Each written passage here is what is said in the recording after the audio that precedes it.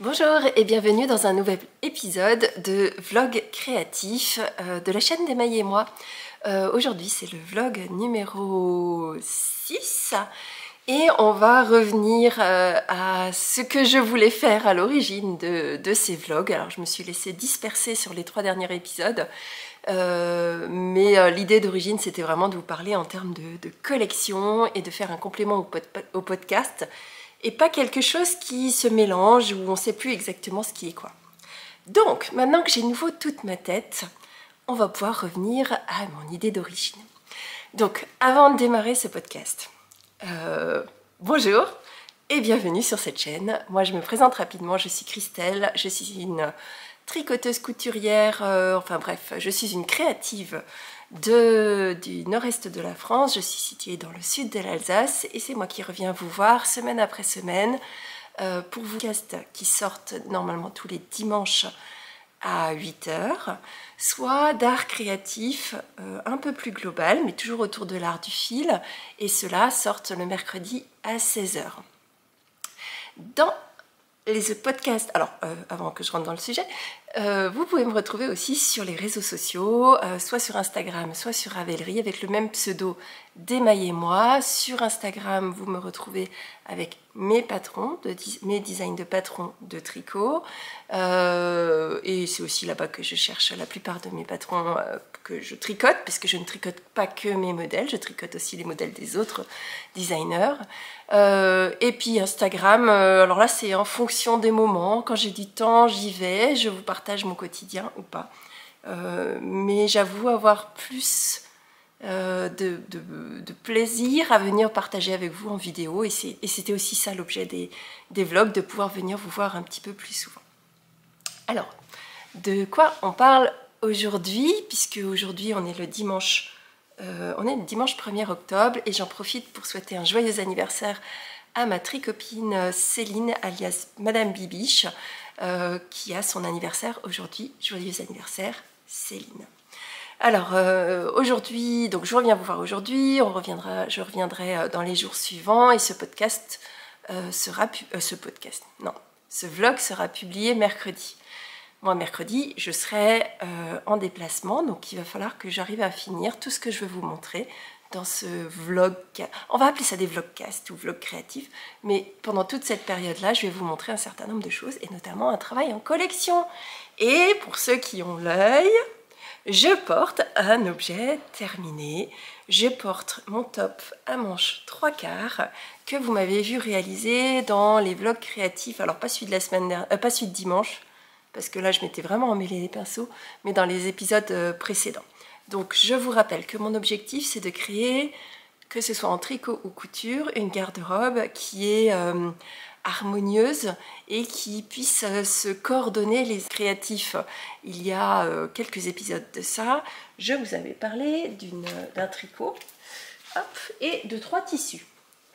On va commencer par faire tomber les choses. Donc, le premier objet que j'ai terminé de cette collection, et celui-ci vous l'avez déjà vu porter, c'était une chemise à manches longues que j'avais réalisée dans un lin aux imprimés floraux. Donc je ne vais pas revenir dessus, si vous voulez en savoir plus, il faut regarder les épisodes précédents.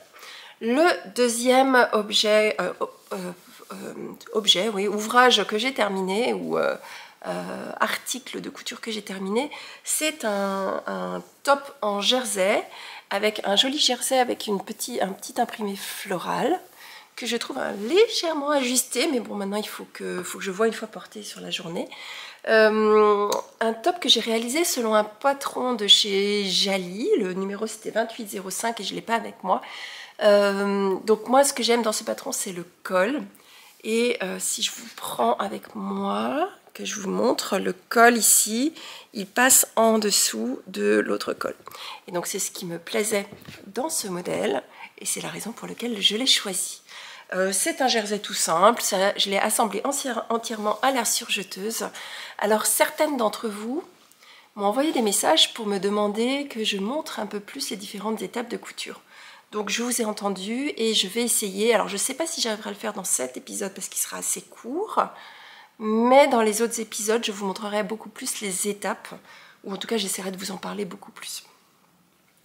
Donc ça c'est les 2 premières pièces de la collection, et bien je vais vous parler bientôt de la 3e. Alors déjà je vais vous parler de la pièce centrale qui est la pièce de tricot, sur lequel j'ai fait des avancées assez significatives puisque tout le corps de mon tricot est réalisé. Je vous avais quitté la fin de l'ancien vlog avec un début de manche. C'est là où est le fameux marqueur que vous voyez ici, qui est un marqueur de l'atelier de Calixen, un marqueur de progrès, que j'ai reçu dans une box de chez Arcoiris Yarn. Et donc là, je suis arrivée, je crois que j'ai 40... Ouais, c'est ça, j'ai 40 cm de manche. Il me reste 10 derniers petits centimètres, donc 5 cm que je vais encore faire en jersey, et ensuite 5 cm que je vais faire en côte. Et j'ai de nouveau perdu mes mailles une fois de plus, parce que Christelle, elle n'a pas été sage, et elle n'a pas mis ses bloqueurs de mailles.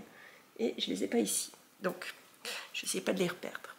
Donc je vais vous montrer, je vais essayer de ne pas perdre mes mailles de trop. Voilà pour vous montrer. Ah oui, ce ne sera pas 10 cm, hein. Ce sera peut-être un peu moins d'ailleurs. Peut-être pas autant. Parce que sinon ça va... Enfin bon, bref. Je vais calculer le nombre de centimètres qu'il faut. Et donc l'objectif, c'est vraiment d'avoir un gilet qui il n'est pas bloqué, il est pas fini. Bon, bref, il va se mettre en place. Hein. Et donc c'est un gilet que je tricote pour aller justement avec les différentes pièces. Donc là, je suis très contente. Ce col, je l'adore. Et je pense vraiment que je vais me faire plusieurs. J'ai beaucoup de jersey, énormément de jersey dans ma tricothèque, non pas tricothèque, dans ma patronthèque. Allez, patronthèque. Dans ma patronthèque de couture, non, dans ma tissuthèque. Parce que les patrons, ils vont pas. Bon, bref. J'ai pas mal de jersey, ce qui me permettrait de me faire plutôt pas mal de tops. Là, en l'occurrence, bon, bah, c'est pas beau, hein, puisqu'il y a la manche qui dépasse. Mais une fois que je pourrais le mettre, je pourrais avoir un joli gilet avec une bande d'encolure qui ira bien. Comme ça. Hop, qui se ferme. Ça fait des plis, c'est bizarre, mais ça le fera plus quand l'épaule sera au bon endroit, ça marche mieux. Hein. Et donc, j'espère pouvoir finir ces 2 objets dans le vlog d'aujourd'hui. Enfin, d'aujourd'hui. C'est pas aujourd'hui que je finis. Mais celui-ci est terminé, mais j'espère vraiment avoir fini le gilet pour pouvoir commencer à porter mes coordonnées.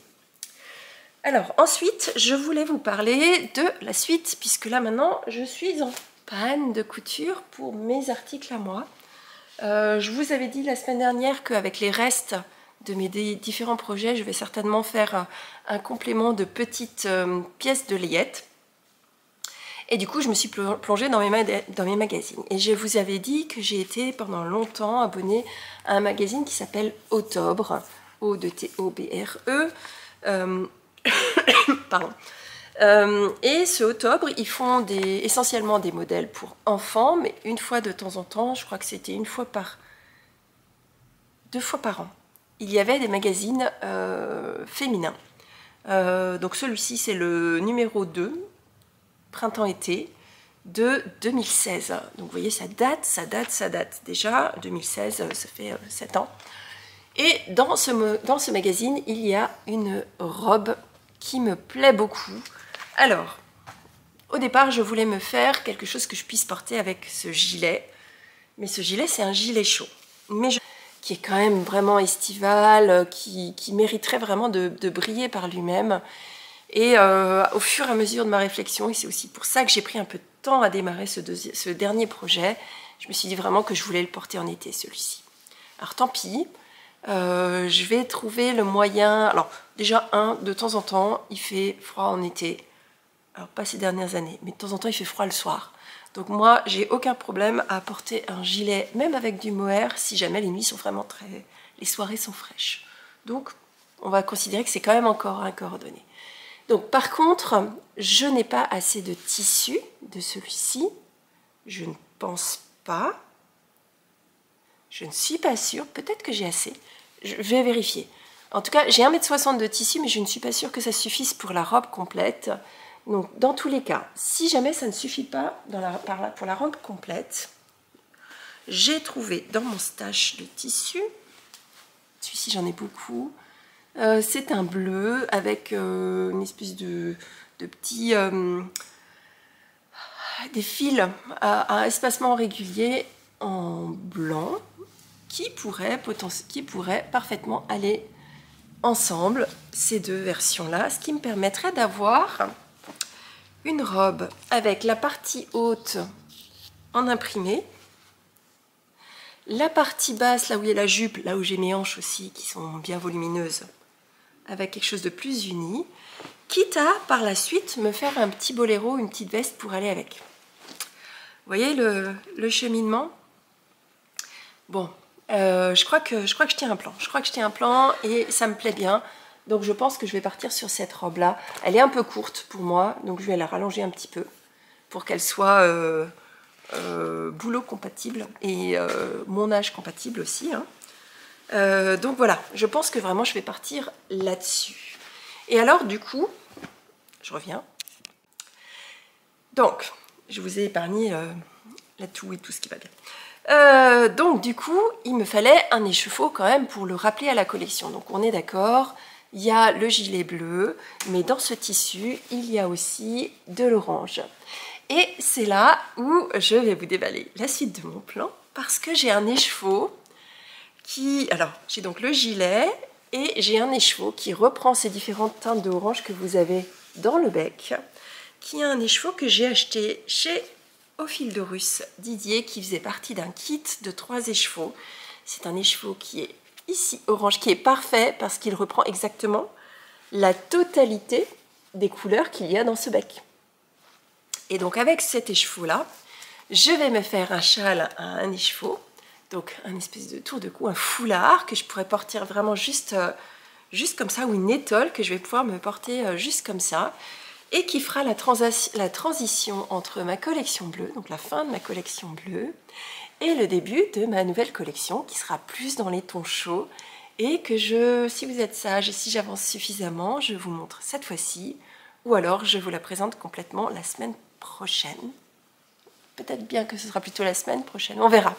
On verra comment je vais avancer. En tout cas, voilà, fin de collection bleue, avec une transition autour d'un écheveau, qui va vous emmener dans la collection suivante, qui sera chaude, aux couleurs automnales. Donc bon, vous vous doutez bien hein, que ce sera beaucoup plus des rouilles, des rouges, des roses chaudes et tout ça. Donc là, par contre, la collection est beaucoup plus importante, avec un équilibre de... Alors là, il y a vraiment une transition. Donc je ne voulais pas rester trop dans le bleu, parce que clairement, on est dans l'automne, et donc je voulais amener un petit peu de ton chaud aussi. Donc voilà, je ne sais pas combien de temps je vous ai parlé, puisque comme j'ai coupé, je ne sais plus, mais moi je vais partir. Alors, c'est pas tout à fait vrai, parce que j'ai déjà décalqué mon patron. Et donc, comme vous m'avez dit qu'il fallait plus que je vous montre les différentes étapes, moi j'ai commencé par décalquer les pièces de mon patron. Donc j'ai utilisé les fameux morceaux de bâche de protection pour décalquer mon patron. J'ai bien noté à chaque fois où était le droit fil. En l'occurrence, il n'est pas là, c'est celui-là. Où est le droit fil à chaque fois. Bon, tous les repères et tout ça au stylo. Là où il y a les pinces, où il y a les plis, parce que c'est un modèle, je pense que vous le voyez ici, qui a des plis sur l'épaule, mais qui a également des plis sur le devant.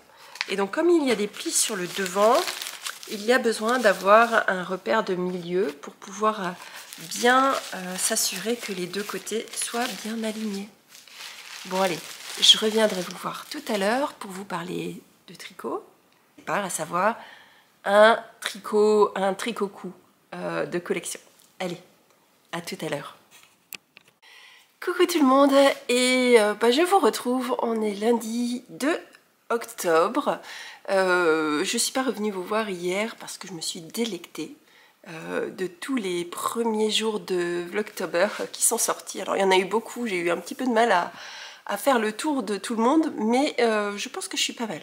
Donc alors aujourd'hui j'arriverai pas à suivre, c'est sûr, mais c'est pas grave parce que vous le savez, je vous en ai déjà parlé l'année dernière. Moi je les regarde dans l'ordre par contre, mais pas forcément le jour où ils sortent. Mais bon, voilà. Il y en a certains que je vais vraiment regarder au fur et à mesure des sorties, puis d'autres où je vais étaler sur le mois de novembre. Comme ça, j'aurai une transition.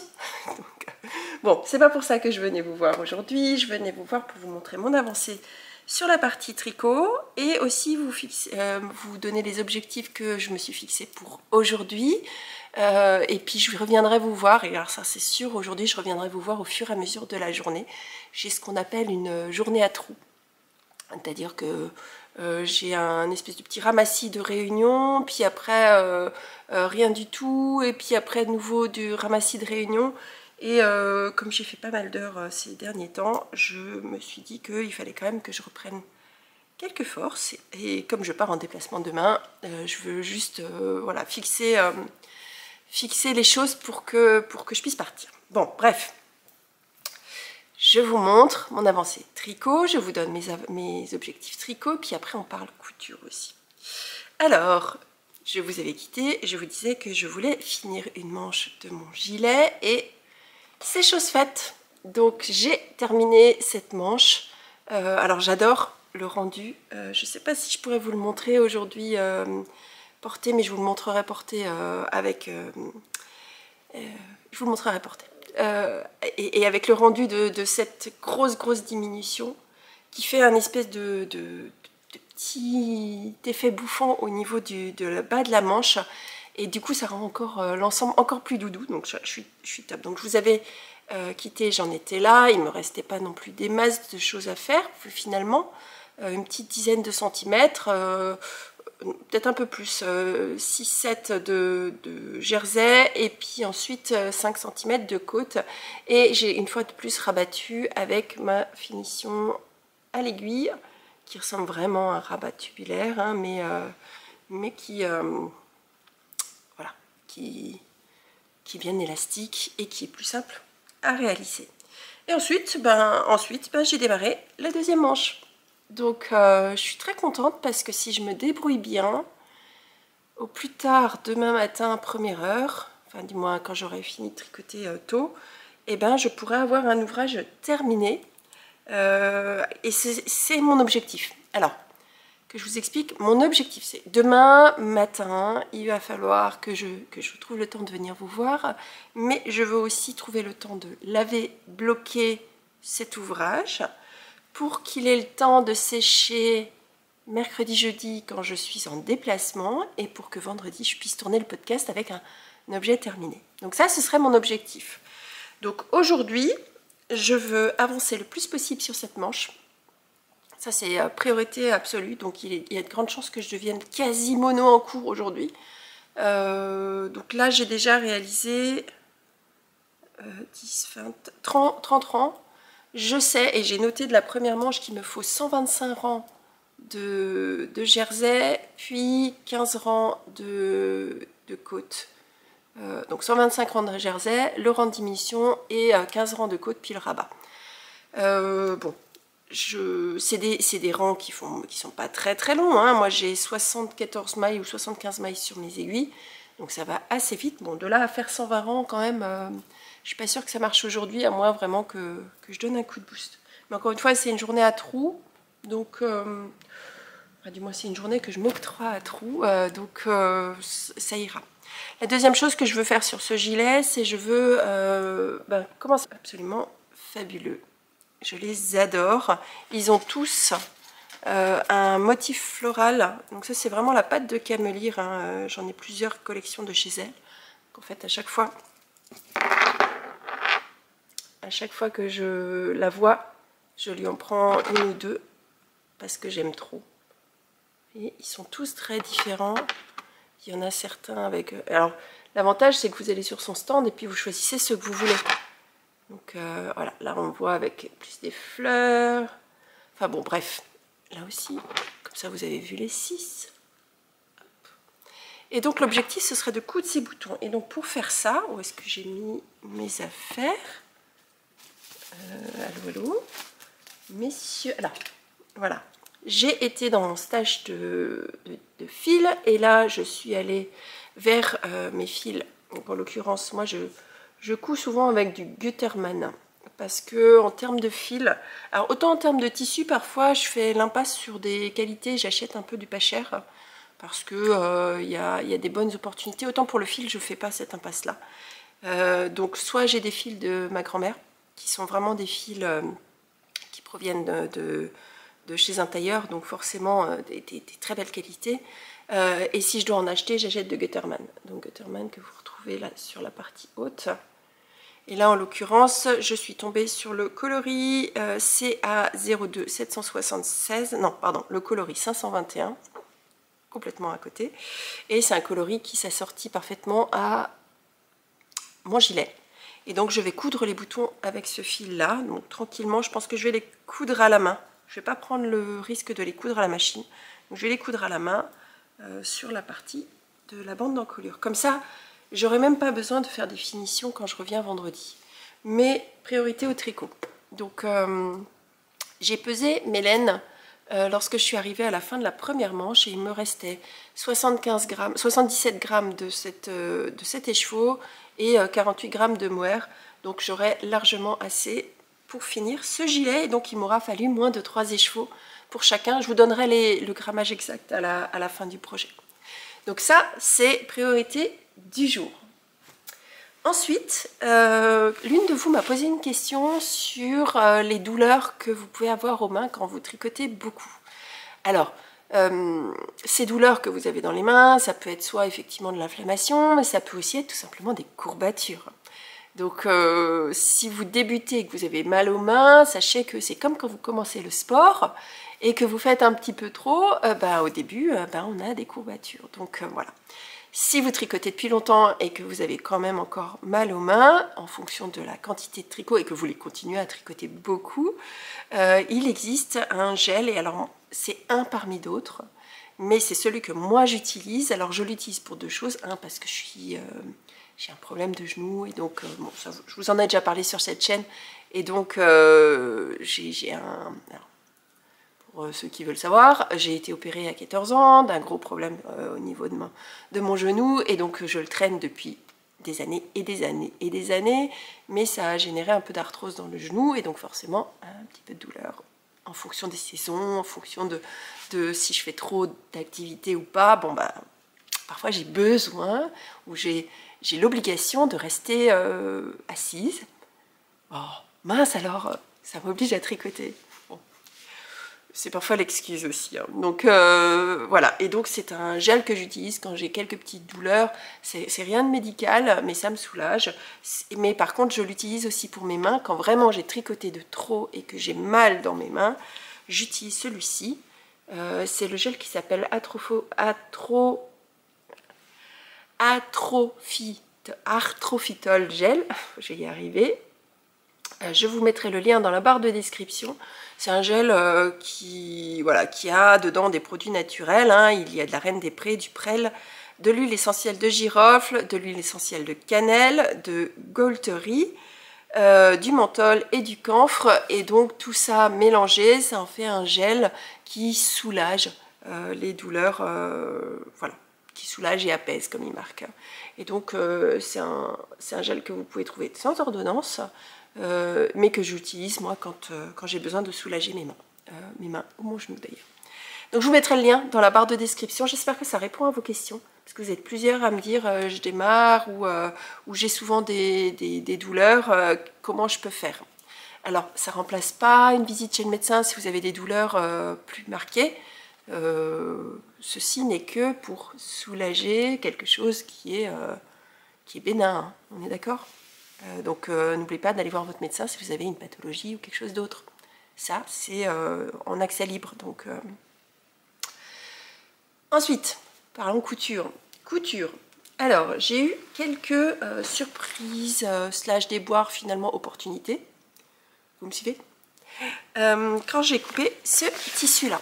Donc, lorsque vous avez un tissu, vous avez le sens d'imprimerie du tissu et le sens de tissage. Donc quand j'ai ouvert ce tissu et ces choses que je n'avais pas vues, je me suis rendu compte, et là je vais vous le présenter dans le sens où il a été tissé. Je vous montre le motif, et vous remarquerez que les toucans sont couchés. Donc ce qui veut dire que mon tissu, qui est légèrement élastique dans ce sens-là, mais qui n'est pas dans ce sens-là, n'est pas imprimé dans le bon sens. Donc ça a été un petit peu la déconvenue, mais je me suis dit, bon, tant pis, je fais quand même un test pour cette robe.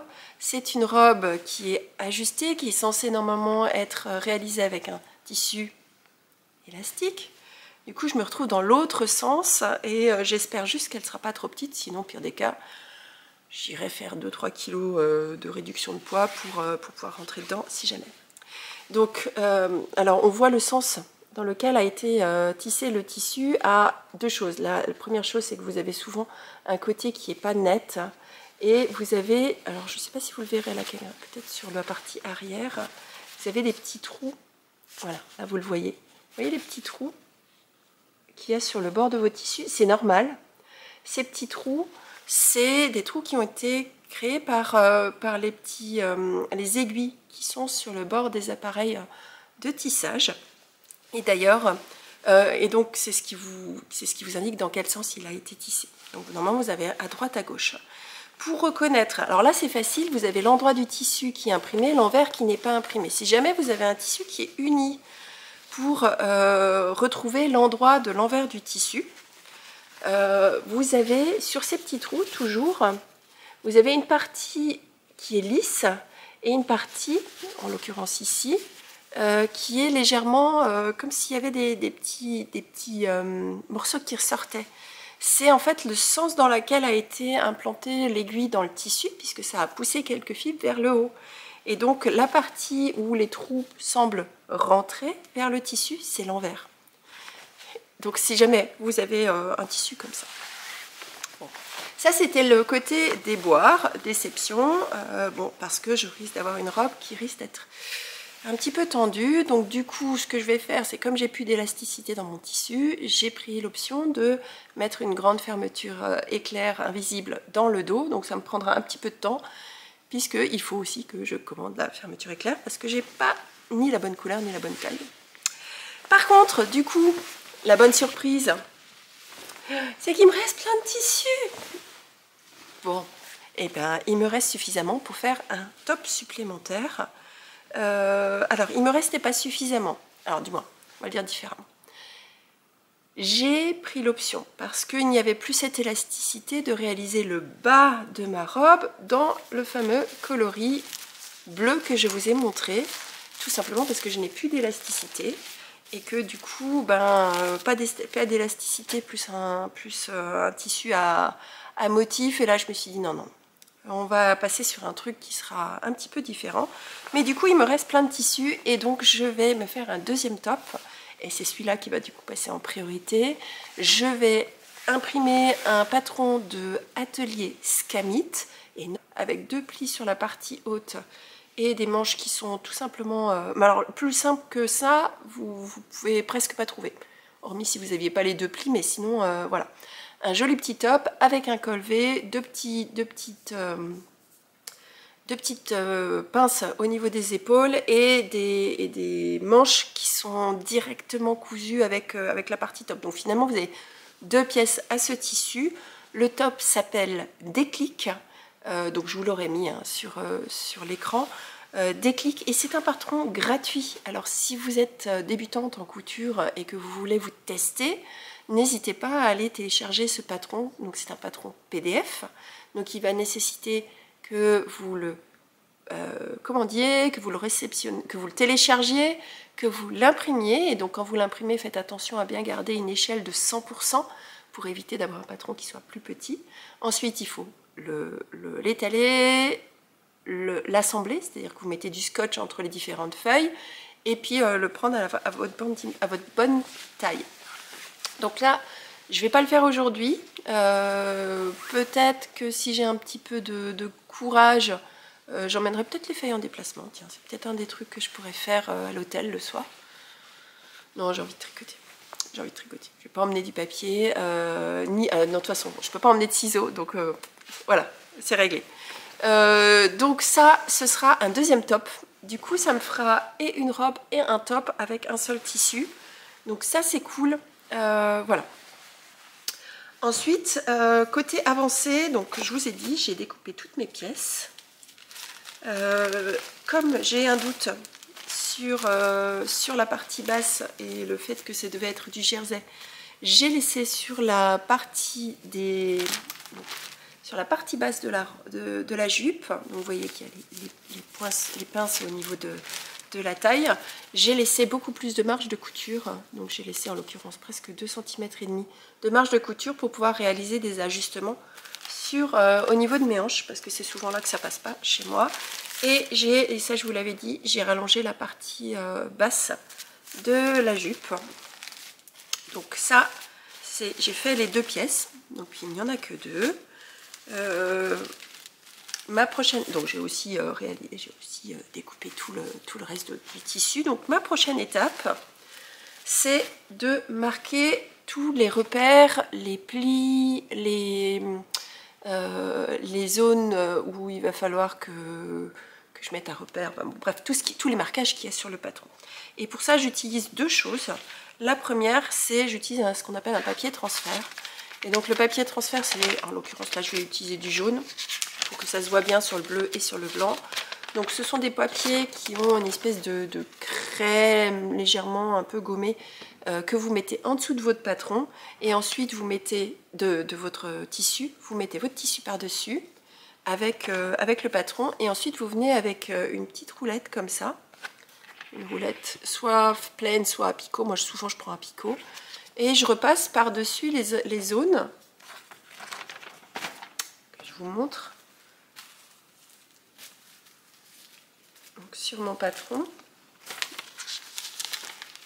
mon papier transfert en dessous, et je vais venir repasser en appuyant bien sur chacune des indications. Comme ça, ça va faire comme une décalque de ces indications sur le tissu. C'est ce qui va me permettre d'être très précise après en termes de couture. Donc je peux le faire soit en faisant de la décalque, mais j'ai parfois aussi pas forcément envie d'utiliser un si grand papier, d'autant plus que celui-ci nécessite d'être lavé, je peux pas juste le gommer après.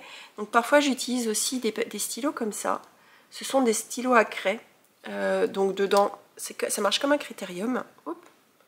Ça marche comme un critérium, vous avez de la craie, donc en l'occurrence j'ai des craies de différentes couleurs, celui-ci arrive un petit peu en bout de vie, hein, que vous mettez à l'intérieur et qui vous fait après tout simplement comme un crayon, sauf que vous pouvez, comme c'est de la craie, vous pouvez dessiner ou imprimer sur votre tissu.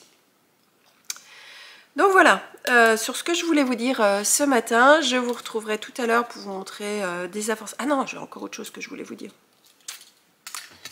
Parlons design. Parlons design.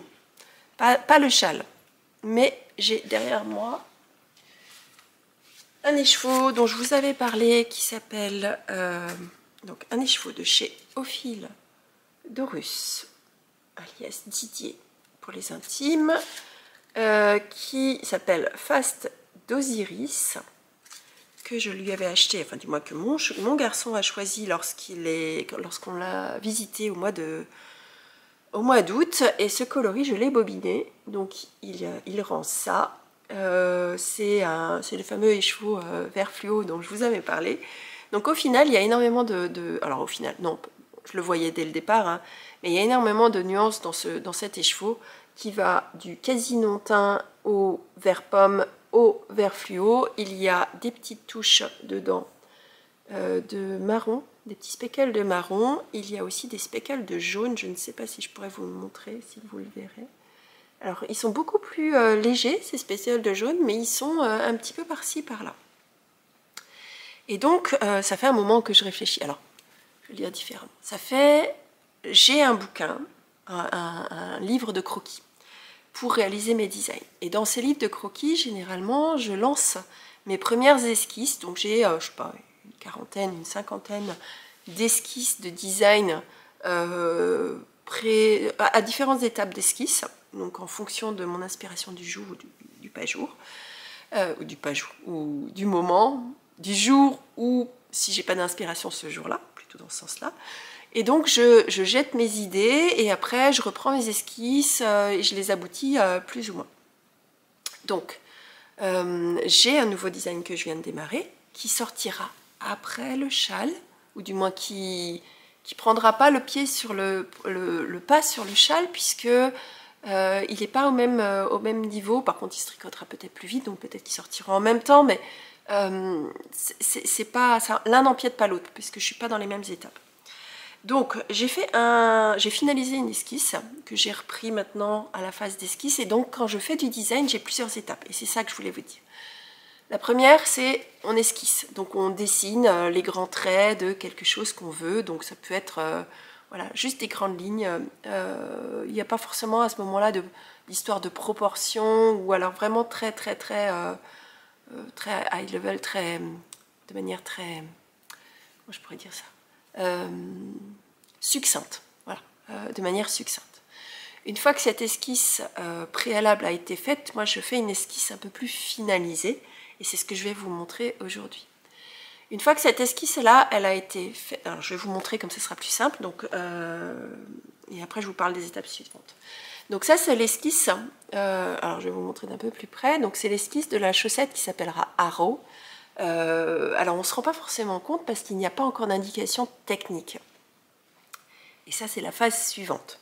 Donc dans la chaussette, une fois que vous avez fait les premières esquisses de ce que vous voulez, vous passez à la phase dessin technique, où là, vous allez indiquer les centimètres, les proportions, les points que vous voulez utiliser, les points d'attention ou les points techniques que vous voulez rajouter pour pouvoir arriver. C'est comme ça que moi je travaille.